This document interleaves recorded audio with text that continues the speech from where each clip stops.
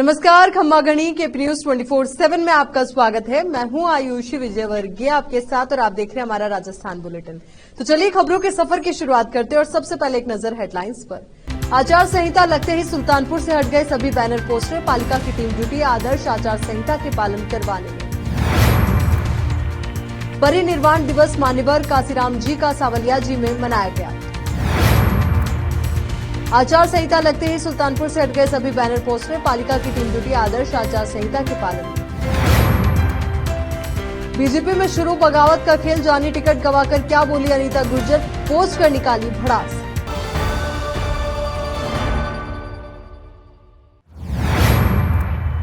समाचार देखते हैं विस्तार से। इटावा नगर समेत क्षेत्र में विधानसभा चुनाव को लेकर प्रदेश में सोमवार से आदर्श आचार संहिता लागू होते ही सरकार की योजनाओं के पोस्टर, बैनर और होर्डिंग हटाने शुरू हो गए हैं। वहीं नगर में 12 बजते ही मोबाइल वितरण बंद हो गया। चुनाव आयोग की ओर से प्रदेश में 23 नवंबर को मतदान की तारीख की घोषणा होते ही आचार संहिता लागू हो गई। आचार संहिता लगते ही प्रशासन भी अलर्ट हो गया। पालिका ईओ जितेंद्र पारस के निर्देशानुसार नगर पालिका की टीमों ने सरकार की योजनाओं को लेकर विभिन्न पार्टियों की ओर से लगाए गए होर्डिंग, बैनर, पोस्टर को हटाना शुरू कर दिया। नगर में पेट्रोल पंप के पास और नहर के पास लगे बड़े बड़े होर्डिंग हटाए गए। आपको बता दें कि आचार संहिता लगने के बाद स्थानीय प्रशासन और चुनाव आयोग की अनुमति के बिना पोस्टर और होर्डिंग, बैनर नहीं लगाए जा सकते हैं। वहीं नेताओं द्वारा चुनावी माहौल बनाने के लिए लाखों रुपए खर्च करके होर्डिंग, पोस्टर, बैनर लगाए गए थे। जैसे ही आचार संहिता लगी वैसे ही नेताओं की इन पोस्टर्स पर गाज गिरना शुरू हो चुकी है। हालांकि अभी किसी भी पार्टी ने अपने प्रत्याशियों की घोषणा नहीं की है। बीजेपी की ओर से कुछ जगहों को लेकर के प्रत्याशियों के नाम जरूर सामने आ गए हैं। वहीं जैसे चुनाव की तारीखों का ऐलान हो चुका है, उसी के आधार पर पार्टी के नेता भी एक्टिव हो चुके हैं। इटावा से संवाददाता जितेंद्र कुमार नागर की रिपोर्ट।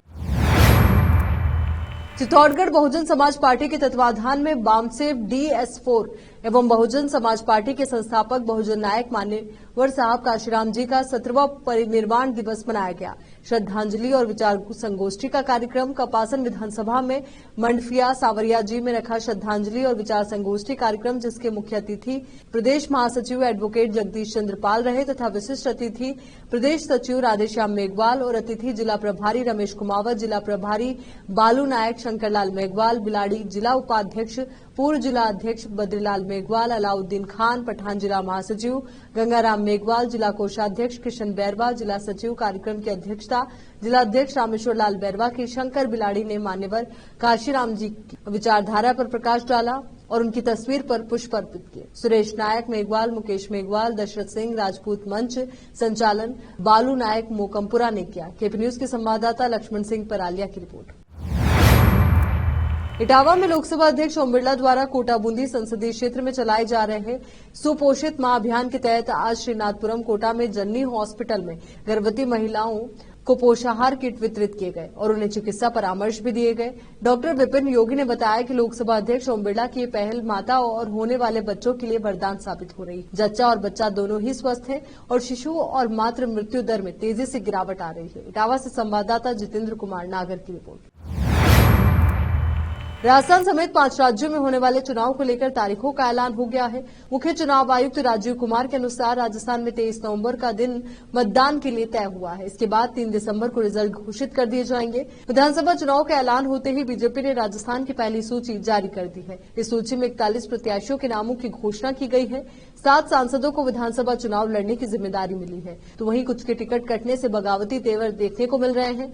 भरतपुर की नगर विधानसभा क्षेत्र से 2 बार विधानसभा का चुनाव जीत चुकी पूर्व विधायक अनीता सिंह गुर्जर ने बीजेपी के खिलाफ मोर्चा खोल दिया। अनीता गुर्जर ने अपनी बगावत का सारा गुस्सा फेसबुक पोस्ट पर निकाला। अनीता ने आधिकारिक फेसबुक पेज से उन्होंने एक पोस्ट शेयर करते हुए लिखा कि नगर विधानसभा से मेरा भाजपा से टिकट नहीं मिलने पर पूरे विधानसभा से हजारों की संख्या में फोन आ रहे हैं कि मुझे चुनाव लड़ना चाहिए। मैं आपकी भावनाओं का सम्मान करती हूं। अभी जयपुर हूं, कल शाम को आप सभी के बीच उपस्थित रहूंगी, आपसे बात करूंगी और आपके मन की बात आप सबके बीच रखूंगी। फिर भी आप जो कहेंगे आपके आदेश पर, सर आंखों पर। अनीता ने आगे लिखा, क्या मानकर मुझे भाजपा ने अपने से दूर किया है और ऐसे को टिकट दिया है जिसकी जमानत जब्त होगी और जो पिछले चुनाव में कामा सीट से 50,000 से ज्यादा वोटों से हार गया था। उन्होंने कहा कि हमने नगर कांग्रेस के कुशासन और भ्रष्टाचार और तुष्टीकरण के खिलाफ पिछले 5 सालों से लगातार आंदोलनों और यात्राओं के जरिए जनता की आवाज बुलंद की है। अब आगामी 40 दिनों में इस लहर को और अधिक धार देते हुए जनता के बीच परिवर्तन की लहर इतनी प्रचंड बनाइए कि तुष्टीकरण नाम की बीमारी जड़ से खत्म हो। भाजपा के राष्ट्रीय महामंत्री और राजस्थान प्रदेश के प्रभारी अरुण सिंह ने कहा कि आगामी विधानसभा चुनाव में भाजपा कमल के निशान और प्रधानमंत्री नरेंद्र मोदी के नेतृत्व में चुनाव लड़ेगी। भाजपा विजय का परचम लहराएगी और कांग्रेस की गिनती के विधायक ही विधानसभा पहुंचेंगे। इसके साथ उन्होंने मुख्यमंत्री अशोक गहलोत के गृह जिले की 10 सीटें, जिसमें मुख्यमंत्री की सरदारपुरा सीट पर भी भाजपा के विजय होने का दावा किया। जोधपुर प्रवास के दौरान लघु भारती सभागार में उन्होंने मीडिया से बात करते हुए कहा कि इस बार मुख्यमंत्री की अशोक गहलोत की जादूगरी नहीं चलेगी और इस बार तो क्या अगले 25 बरस तक कांग्रेस की सरकार बनने के सपने कांग्रेस को आते रहेंगे। प्राकृतिक आपदा के चलते किसानों की फसल खराब होने के बाद ऋण माफी की माकूल व्यवस्था नहीं होने के कारण किसानों की जमीनें नीलाम हुई, तो वहीं नीलाम हुई जमीनों को वापस दिलाने के सवाल को वो टाल गए। उन्होंने कहा कि आम जनता कांग्रेस के कुशासन से हताश हो गई है और अब उनका आगामी विधानसभा चुनाव में कांग्रेस के प्रति आक्रोश है और भाजपा का राज लाने का उत्साह नजर आ रहा है। यहाँ रुक रहे एक छोटे से ब्रेक के लिए, जल्द हाजिर होंगे।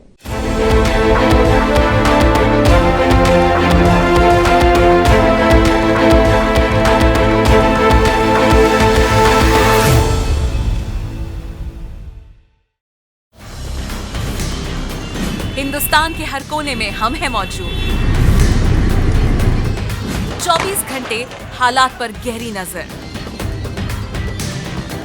खबरों से जुड़े चुपते सवालात और आपको दिखाता है धार्मिक, सामाजिक, राजनीतिक, लोकल और इंटरनेशनल न्यूज की सबसे बेहतर कवरेज, जो आपको रखती है हर पल बाखबर।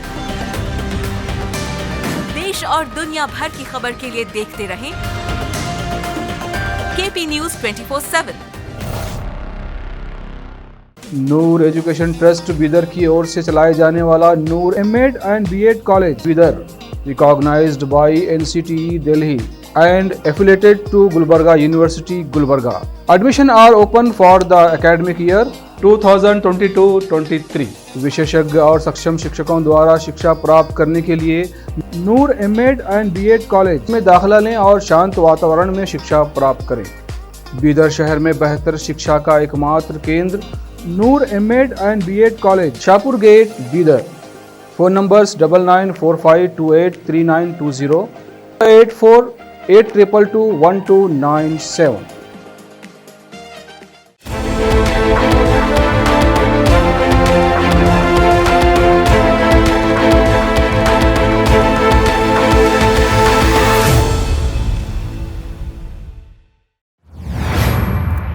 ब्रेक के बाद एक बार फिर से आपका स्वागत। बीजेपी ने 41 प्रत्याशियों की पहली लिस्ट जारी कर दी है, लेकिन कांग्रेस उम्मीदवारों की घोषणा में अभी वक्त लगेगा। सीएम अशोक गहलोत ने इसको लेकर के संकेत दिए हैं कि 18 अक्टूबर के आसपास टिकट फाइनल होने की संभावना है। कांग्रेस उम्मीदवारों की पहली लिस्ट के सवाल पर गहलोत ने कहा कि अभी तो प्रोसेस शुरू हुआ है। मैं समझता हूं कि 18 तारीख के आसपास उम्मीद कर सकते हैं, जब सीईसी की बैठक शुरू होगी तभी बता पाएंगे कि फाइनल कब होगा।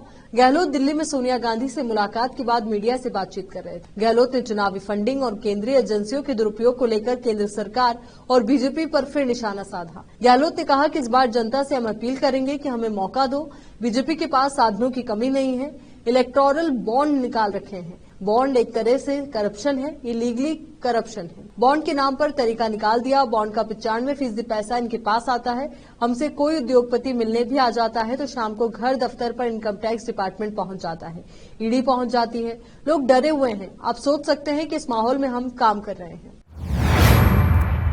सचिन पायलट को उन्हीं का गढ़ कहे जाने वाले टोंक शहर में घेरने के लिए भारतीय जनता पार्टी गुर्जर कार्ड को पैराशूट फार्मूले के तौर पर इस्तेमाल कर रही है। इसी के चलते पार्टी ने पायलट के सामने एक साथ 3 गुर्जर नेताओं को चुनावी मैदान में उतार दिया। लेकिन जिस तरह से टोंक में सियासी समीकरण बदल रहे हैं, उसे देखकर लगता है कि यही पैराशूट गुर्जर कार्ड अब बीजेपी की नींद उड़ा सकता है। बताते चले कि 2018 के चुनाव में सचिन पायलट के गुर्जर कार्ड का कांग्रेस ने जमकर फायदा उठाया। इसी के चलते पायलट टोंक में 54,000 से ज्यादा वोटों से जीतने वाले पहले विधायक बन गए थे और कांग्रेस ने गुर्जर बाहुल्य मतदाताओं वाली देवली, उनियारा और निवाई सीट पर जीत हासिल की थी। यही नहीं, टोंक जिले से जुड़ती विधानसभाओं चाकसू, सवाई माधोपुर, हिंडोली, केकड़ी, जहाजपुर में भी सचिन पायलट के गुर्जर कार्ड का प्रभाव देखने को मिला था। इन सीटों पर कांग्रेस ने जीत हासिल की थी।